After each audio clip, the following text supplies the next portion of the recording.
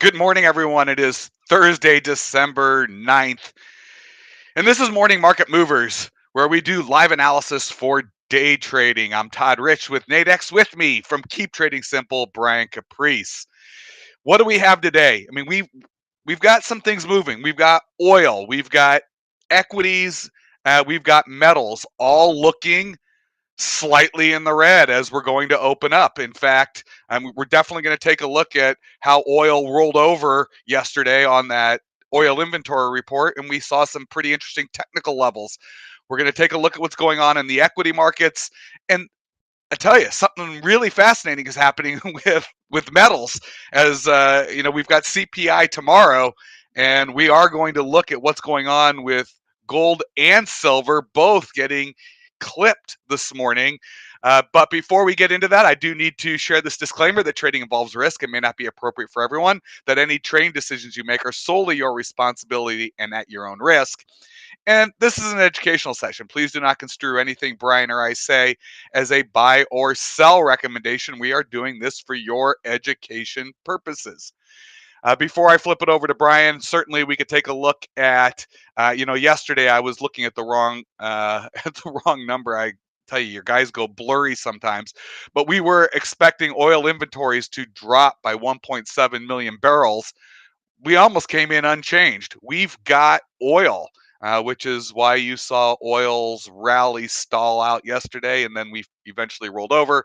And then, you know, what is interesting, I'm sure we love to talk about it, is well, we've got the oil. Not only that, we do have gasoline. I mean, we are expecting to add almost 1.8 million barrels of gasoline. We've almost got 3.9 million extra barrels of gasoline. Why aren't we seeing that at the pump? It just doesn't work that way. It just doesn't work that way.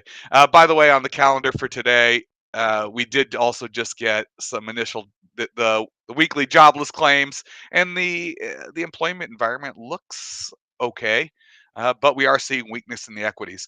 So, Brian, let me flip it over to you. Let's talk about oil first. Then we can take a peek at the equities, Mhm. and then the fun part. I mean, those metals are moving. Yeah. So, I mean, basically, on a global kind of view right now, there's not a lot happening. Currencies right now, it's strange when you have the big eight and one, two, three, four, five of them are in single digit moves in 24 hours. Yen is about the only thing that has any movement right now, and it's bringing in yen strength right now. Dollar yen down, pound yen down, both about 49 to 56. That's it. And then dollar cat is up. It's retracing, right, because of oil. Yesterday's oil inventory is probably the big reason why we're seeing it today. Uh, there, I don't know. This is one of those situations where we had the API and the EIA completely off base.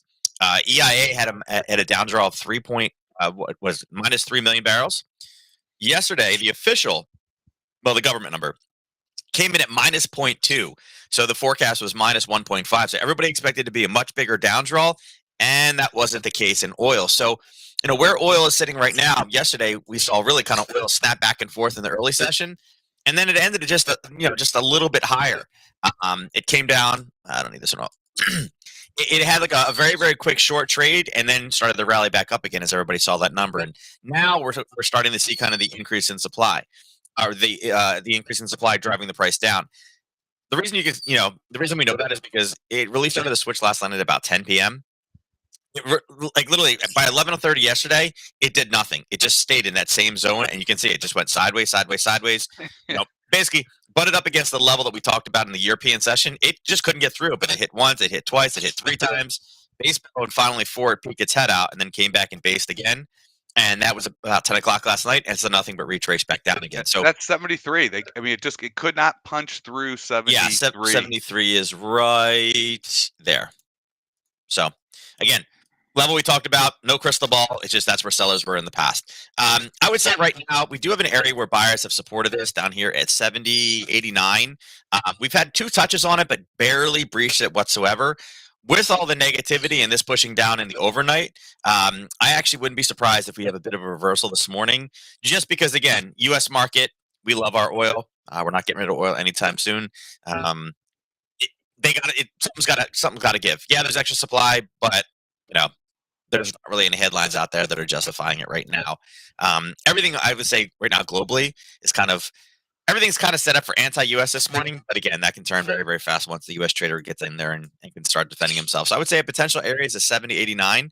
Um, look for a confirmation bounce on it, and it can probably come back up into that at least 72 range. 72, maybe 72.50 today, I think is what it is. I think the big question on this one is going to be, is this preparing for CPI tomorrow? CPI, again, today, there's really nothing. We had unemployment claims came in better than expected. There's a 30-year bond auction that's not going to affect oil, and then there's Canadian governor speaking tomorrow morning. Though we have ECB president speaking at 4 a.m. and then 8:30 the CPI in the court, and that's where all the inflation has really been stacked in. So far, the projections for that are high. I mean, they're a little bit less than before, but still 0.7, not transitory. Now that it's great that they're not using that word anymore. But remember, most of it has been stacked inside of the energy. So is this move down right now? Is this a preparation for kind of another spike tomorrow? Could be. But again, just because the overnight has been nothing but straight down, I do believe there'll be some profit taking coming in and potential reversal at 70.89. Yeah, and it is. I mean, we do. I have the actually. I'm going to flip this over here. I mean, these are things that we've identified. That 71 level. It was resistance earlier. A week ago. Now it's it's going to act as some support. It's already acted as support a couple of times. We had that 73 level as resistance up above. So right now we've just sort of in the last day or so bouncing between 73 and 71. We'll see what happens once the U.S. trader steps in. In fact, look at this. It's really, I'm going to extend this out. It's getting close. It wants to get down there to the 71. I mean, and we're close. So, all right, let's take a quick peek at equities because we are seeing them all roll over a little bit. Everything's opening slightly in the red after. I mean, it's sort of like the rally is definitely stalled out after people realized Omicron isn't quite as severe, at least, or doesn't appear as severe as initially feared. Yeah, I mean, yesterday we saw a big drop down in the VIX, and I think that really adds to it. Right now, today, it says it's up 4%. It's up a little bit in the overnight, nothing too crazy. Again, no major headlines out there I think we need to really worry about. The only thing I found today, Omicron-wise, is the UK talking about their Plan B. And again, Plan B in the UK was really kind of how to limit exposure in the response to emergency situations. But again, if Omicron is turning out to be not a big deal, it kind of becomes not anything big. But that's the only person that's the only government-based news. The only other headlines is you're hearing about that head-to-head, and actually, I need to be corrected. Yesterday, I said there was no head-to-head studies. Yeah, there actually is a head-to-head study now. Harvard actually conducted a head-to-head study between Moderna and Pfizer. Pfizer is the big headline. They're going to always be the marketing giant, but in the head-to-head right now, they're showing that Moderna actually has, while both working, it actually has a better result. But now they're saying that actually mixing will give you an even better one. Better result, just because again it works on kind of different strains and different avenues and things, and that makes sense. In hearing about other vaccinations out there's different companies that have different things, and they all work for different minor strains and everything. So kind of makes sense. But there is actually a head-to-head, so I just want to make sure I go on record that I was wrong. I said there was none. There actually is one now. Finally, and Moderna won. Pfizer will never admit to that. And one of my students yesterday made a comment. What did he say? He said, I may not be wrong, or I may not be right, but I'm not wrong. So told me that's how I can win arguments with my wife. I may not be right, but I'm not wrong. But anyway, I think for CPI, I think that's going to be important. I think that's why we're seeing again the markets move the way they are. CPI, obviously, there is talks about Powell. How is he going to really change his tone? How fast are we going to raise? In preparation for that, again, if he stays with his rather timid tone, indices should be green tomorrow. Right now, they're red because, again, VIX is up, and it's a very weird scenario. All U.S. equities are down. All commodities, oil, natural gas, gold, and silver, all down. Currencies are kind of just totally flat. The cryptos are all down about 2.3%, which, again, big thing. They're back under 50K.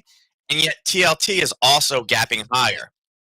When bonds start gapping higher, tends not to be the best day for equity because it shows, again, taking money out of risk assets and putting it back into the tried and true, right? The guaranteed money. So kind of weird. But as far as the different indices go, I mean, ES right now, there was I would say there's a little bit of a trade yesterday, but again, it was really kind of a splash back and forth. You had to drop down to a 5-minute chart to really find this zone to take this one long.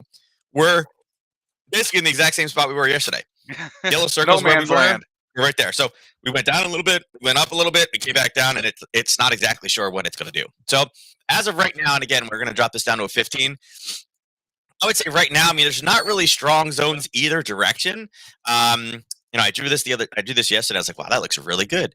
You have this kind of channel going on right here, and people will be looking at that channel. And I would say I'm not a huge channel trader. I am, I'm a big believer of, kind of reversion of the mean. But at this point, again, overall, it is showing down. The VIX is increasing.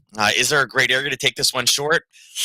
I say not really. I mean, I don't have it right now. Maybe in 30 minutes from now, there'll be a little bit better of an opportunity for this one. But right now, it's looking like it's just not going to be stellar. And again, a lot of this may have to do with the market preparing for tomorrow, assuming Right. that Powell is going to be, maybe it's finally time that inflation is not going to be as bad, right? Maybe tomorrow, maybe this point, last time it came in above, maybe now it comes in as the 0.6. And then everybody will be like, oh, look, the inflation's not as bad. We told you it only took 8 months, but it's not as bad. And then I that could did. be a really big rally point for all the indices. And again, I think there's an important level down here at 46.44 in the S. In Q, there was a little short trade last night. We've been talking about 16,400 for about a week now. We did hit it yesterday morning early, and then it pushed all the way down. And then again, if I extend this across, you can see it hit it again, and it's 3/4 of the way down. So even on a 15-minute, I would say again, short side, be very, very cautious with this one. 16,266. The thing I like about this 16,266 though is when we looked at how it was formed with 4 candles with no pullbacks at all. So you know that that's an automatic trigger for a racetrack trade for me with a short position. So I'm kind of looking for something over here, looking for a Harry Potter. Again, that confirmation entry. Your 1 to 3 is here. Technically, our profit target on this one would be back down in this area. So would be right here. So it's definitely a possible one for me. NQ, if again this really starts to roll over, again it's really kind of chopping back and forth as well, kind of in the middle of a range. We know we have buyers down here. Again, they've saved it here, saved it here, saved it here, but that's 3 touches, looking for a drop, a base, and then again a crash through. Yeah, and if And you again, NQ in particular, again, gapped a little. We've got the little bit lower. We're slightly lower right now, but again, you're starting to see kind of lower highs being put in and lower lows starting to, at least in Apple. Again, everybody yesterday was talking about how Apple's on an all-time high, right? We hit that $76. There'll be some profit taking on that one right now. And then again, Tesla, kind of the same thing. Kind of ended on the peak, and then in the after hours, it started to drop, and it also looks like it's starting to put lower highs and lower lows in. Again, there's a number of different reasons why. and Maybe that because we have, and that right, and that's such a big component of the Nasdaq that would help push that Nasdaq yeah, lower. I mean, yeah, right now both we've those got a things. lot of consolidation going as people are just the market's taking a bit of a pause, a bit of a Yeah, breather. Lime's bouncing. Yeah, and if we see if you see that those setups, I mean, looking to break lower, you definitely want to see that Yep. confirmation. I mean, Yeah. sometimes you don't get every single trade, but you do look for that confirmation move where it touches the level, Yep. pulls back a little bit, and then it breaks through, which is that Harry Potter move. Yep. What I really like to And, talk about. and Dow and Russell, the same thing. Just Yeah, FYI, guys, real fast. I don't want to cut you off. Sorry, Todd. yeah, no, go. Again, look for these big psychological levels. Yesterday, we dinged off of that 35,800, and we're pulling back down again, and it's approaching the 35,500, which is a very, very big level. Russell did the same thing. It bounced off 2275. It hit here, it hit here, it hit here, it hit here, it hit here, hit it here, and it's slowly starting to head back down again. And remember, 2250, right about where we are right now, is technically another level as well, because again, it does end in the a zero, A zero. 5-0. So again, another level right here. This could be a potential bounce. And again, we had a long position set up here yesterday. So again, maybe another opportunity at the open to take this one long and play the reversal in the overnight. And then what was it you were going to move Yeah, us towards? no. What we do want to, well, I mean, we certainly have the equities. I mean, it's kind of quiet. We're seeing that little bit of a pullback, maybe some profit taking as people wait to see with the CPI. I did drop in the calendar for today. You can take a look at tomorrow. But before Brian and I go on tomorrow, we are going to have those CPI numbers, and there could be some movement based on what we're seeing with inflation. And I mean, this is what's going on right now, and I'm not sure why we're doing this, and maybe this is a setup for tomorrow. But let's take a look at silver. I mean, it just I'm not. It's making, and this is a pretty significant move for silver to make like this, and it's just heading straight to the downside. It's blown through every Hmm. binary strike, the short duration binary strikes, Hmm. um, and then we're seeing something similar-ish in gold. So let's take a look at Hmm. what is going on with silver and gold. Yeah, Again, we got that CPI tomorrow. I think they're probably related. yeah, I mean, obviously, we've really been kind of stuck at that 22, 28. We mentioned yesterday, not a level we want to take it long. It's just been hit so many times, but it's nice to know what it's doing there. And again, when it started basing above early morning today, that typically is a telltale sign that they're starting to build sellers right above. And it did. It basically it based, then finally got enough momentum, crashed through. Now we do have another level, and this is a level that I want to bring back. We talked about this one, God, forever ago. This level was originally created back in September. It was actually a Harry Potter trade setup because, again, we had that racetrack ability there. There are some buyers there, and I guess if I wanted to really kind of shrink this down a little bit, um, let's see, how far is that down? Yeah, we just kind of broke through it right now. You're seeing actually kind of the setup happen right now as we're looking for that Harry Potter. As price is pushing down, it's starting to kind of struggle to come back again. But we know we have a racetrack and we have really kind of smooth sailing down to 2151 or 2150, which would be another psychological level. I would say right now, everything we're seeing in the market is considered risk off. Equities down, silver, gold, commodities down, the cryptos down, TLT up. Again, it means that money, they're taking cash out of these risky assets. Silver is kind of like I don't know. I would put silver and Bitcoin in the same area. Remember, those are the two Wall Street bets kind of, listen, throw The everything in meme Bitcoin and then, commodity. It's a yeah, meme. meme commodity. Yeah, it's the meme commodity. Yeah, exactly. It's kind of, yeah, it's, and I guess actually, I guess the way somebody explained it the other day is silver is the gold is like Litecoin, I guess, is to Bitcoin, but nobody talks about Litecoin anymore. So I think they're still trying to be relevant. But at this point now, Bitcoin's like, no, no, no, we're. So again, all it is kind of a risk off type scenario. And I do think that silver coming down to 2150 could be, could be in preparation for tomorrow.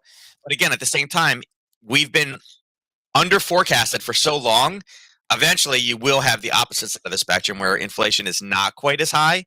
Again, remember, this is the time frame when Omicron was starting to come out, right? So could inflation not be as bad this month because of Omicron, because of Black Friday sales, and because of everything during the last month period of time? Sure, it could be. We could definitely have less inflation during that time frame, and if that's the case, again, that doesn't necessarily bode well. This could be a very, very big push to the downside for silver and gold, and really the cryptos at that point. So So yeah, I mean, it's kind of setting up that way.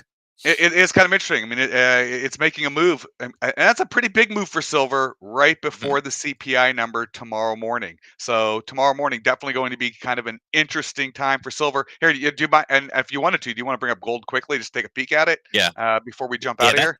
that's a 2% drop in 2 hours. So I mean that's quite a big one. And again, gold's in a very similar pattern. Right. Same thing. Actually, this was a European-based move. European-based move is right here, 3 o'clock in the morning. There's your open. So I would actually expect gold to probably rebound a little bit. Like I said, gold does have. There's a little bit more wealth management with gold than there is silver, but we know. And again, this is really ugly. So excuse the drawing here, but we have buyers stepping in here before at 72 or 1772. We're kind of getting that same area, and it's also it's a rollover time. It's U.S. session trader coming online. So a couple different things. Buyers here, buyers here. Could they come in right around the 1770? Probably. They've done it in the past. Yep. Is it the strongest of levels? Not really. But then again, is there anything driving the number right now? No. Also, not really. So, All right. not till tomorrow. Perfect. All right. Yep. With that, any questions for Nadex, please email us customer service at nadex.com. If you've got questions for Brian, he is also very accessible. You can catch Brian, email him support at keeptradingsimple.com. What did we talk about today? I mean, we have, oil moving around, surplus, or not a surplus, but certainly not a reduction in oil supply from yesterday. Uh, we're seeing equities sell off a little bit, maybe consolidate a little bit after the run up that we had after the massive sell off, the whole Omicron volatility move. And then we've got CPI tomorrow. We're going to get a glimpse into some inflation numbers, and we've got silver really bottoming out before the CPI number. I don't know if that's people setting up for a trade for tomorrow, but certainly something to keep an eye on today and tomorrow, silver and gold. With that, Brian and I will catch you again tomorrow morning, right after that CPI number comes out. Thanks for joining us, and we will catch you tomorrow. Good luck in the markets, everyone. Thanks.